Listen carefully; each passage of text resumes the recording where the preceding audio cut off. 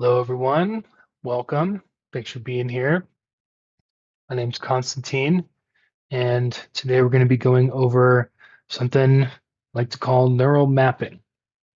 This is something that pulls from several contemporary disciplines, techniques, theories that we have right now in a really simple, easy to use, easy to implement, easy to teach, effective method for working with people who struggle with trauma and struggle with intellectualizing their emotions, which I'm sure none of us here have any problem with. So, quick overview. This presentation should only be about 10 minutes, and then we'll get into how to actually go through the technique. We'll be looking at what the brain is, the difference between self-care and integration, getting from point A to point B, the paradox of moving through some of this work, and then we'll have a how-to followed by a demo. I'll work with somebody one-on-one, and then we will pair off and do some practice sessions. So, left and right versus top and bottom. Let's dive right into it. We're all familiar with this. This is the traditional myth that left brain is more logical, right brain is more creative. Not altogether inaccurate, not altogether accurate. We've known for a while, so it's been an emerging discipline, that the gut plays a large part in our emotional state and our mental health. And we're still learning a lot about serotonin. None of us really know what exactly it is or what it does.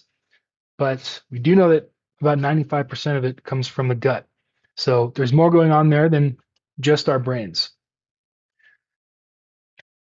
I'll take it one step further with some of the contemporary kind of somatic experiencing polyvagal theories addressing the mind-body connection and mixing that and reframing it with unification. One unified system. It is all nerve cells, it is all connected. It's a brain in your skull and a brain in your body.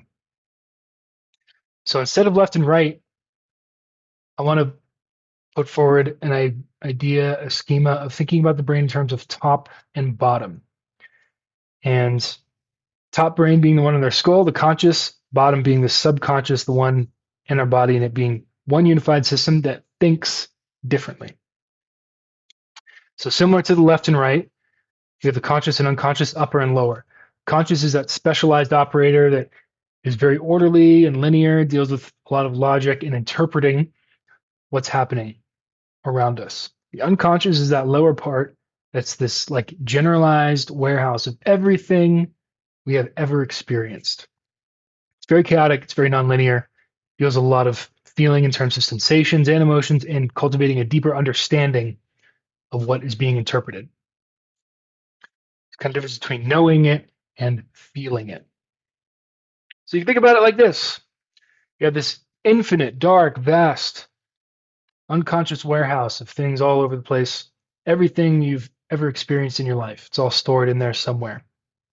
Starting kind of at the base of the brain and maybe moving down into the nervous system in some ways. Then you have the conscious mind, so the little forklift operator zipping around, accessing things, moving stuff around. It can't deal with the amount of information that the subconscious has. It's very good at what it does, but can only deal with so much at one time. So a lot of this has to do around feeling. Maybe what drew a lot of you to this session, talking about feeling better versus getting better at feeling. So this is a piece that I'm pulling from some psychedelic medicine in terms of setting intention. There is a conscious and an unconscious part.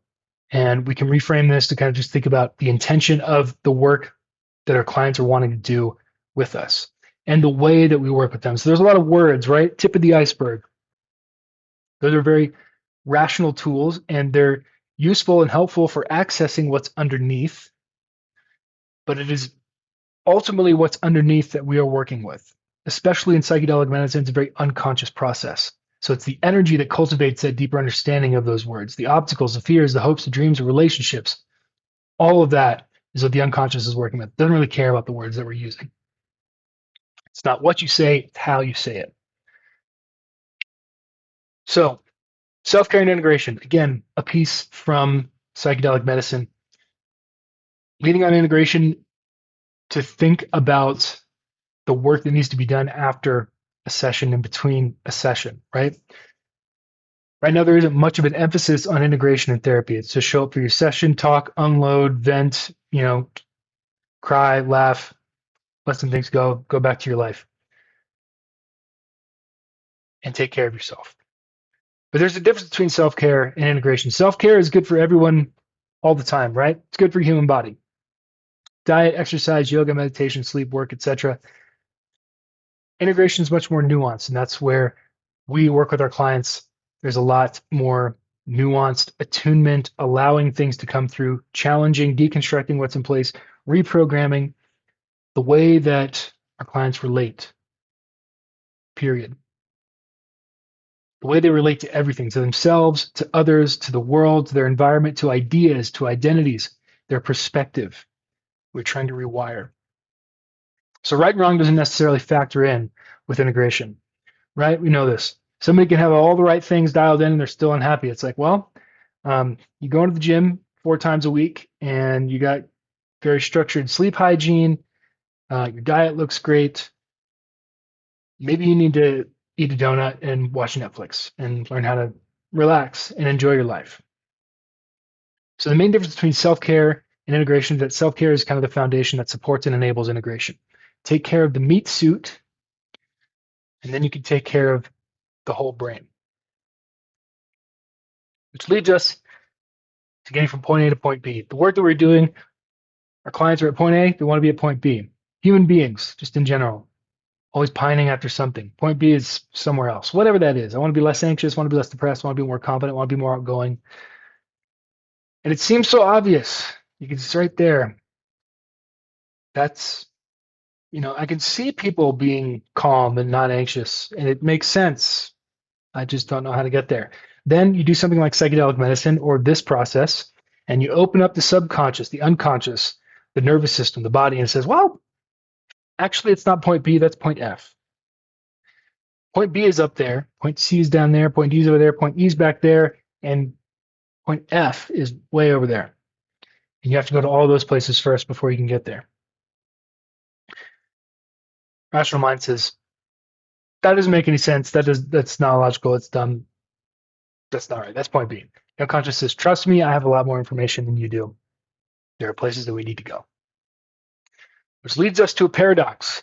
Setting intentions in psychedelic medicine, the intention of working with a lot of the things that we work with our clients with is setting an intention to access the unintentional. The change is inherently not what you'd expect, and it looks different for everyone, right?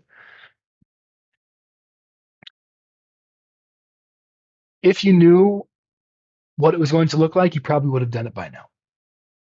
So it takes these unexpected twists and turns. You have to go back to go forward, and these insights are hiding in these irrational and seemingly irrelevant places. The unconscious patterns slowly become consciously observed. And after driver's ed, you have to practice. When we're working with clients, it's like taking them to driver's ed. We're showing them how to drive in a new way of being, especially when we're working with this neural mapping.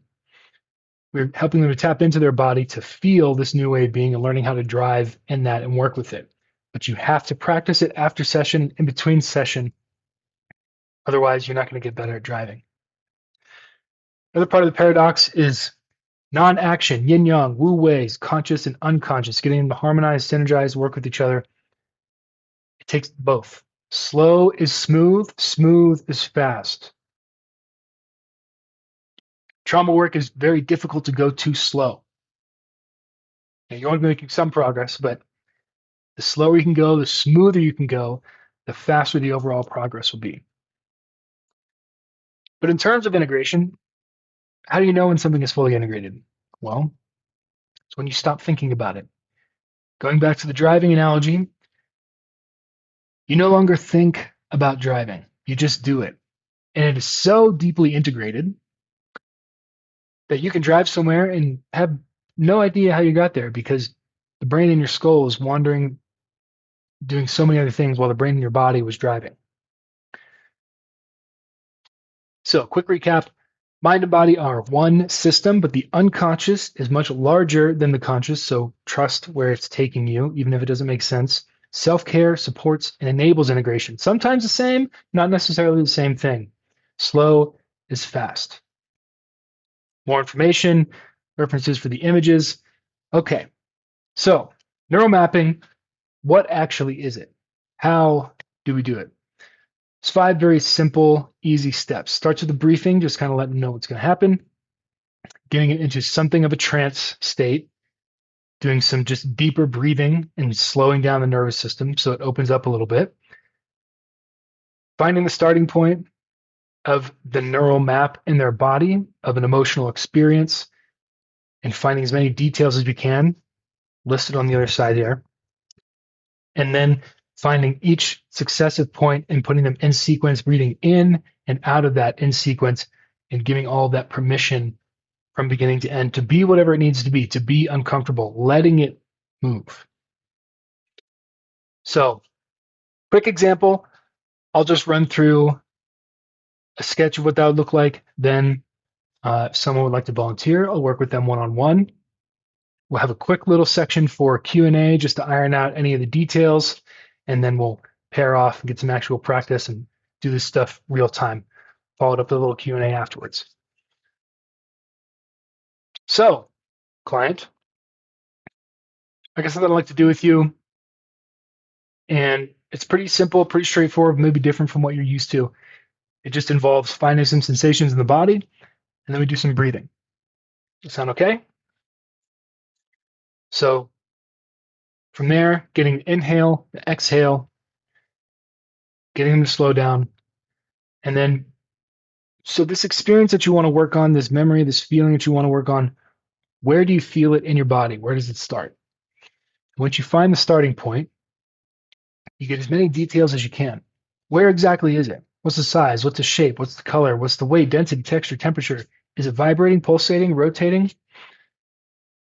Once you have all those details, then you work with a little bit of inhale, exhale to start with, right?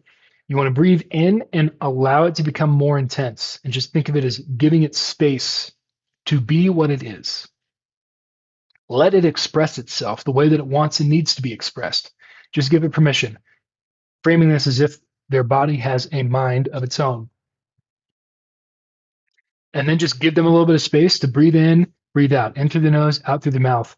When they breathe out of the mouth, moving out of that discomfort back to baseline. So they're pendulating, titrating. And have them let you know when you can feel the difference. Once they can do that, okay, if you can feel the difference, it means it's moving with your breath. If it's moving with your breath, that means you have a degree of control over it. And if you have a degree of control over it, you can move in and out of it at will. So you are able to give it as much room as it needs and move out of it to find a little more comfort. It's important that you frame this because you've got them in something of a trance state already. So you are suggesting, you're planting, you're seeding the thought that actually they do have more control over this than they thought. And this is something that they can work with afterwards. It's going to reframe some things, regardless of how this experience goes in and of itself. From there, you find the next point and the next point and the next point, and then just giving permission through the end point. Now, once you have all these details, you want to just help them work through it as slow as possible. Some other things might emerge, they might shift and change. And again, we'll go through some of that in this one-on-one demo, and we'll have a little time for Q&A. So without further ado, let's get into it.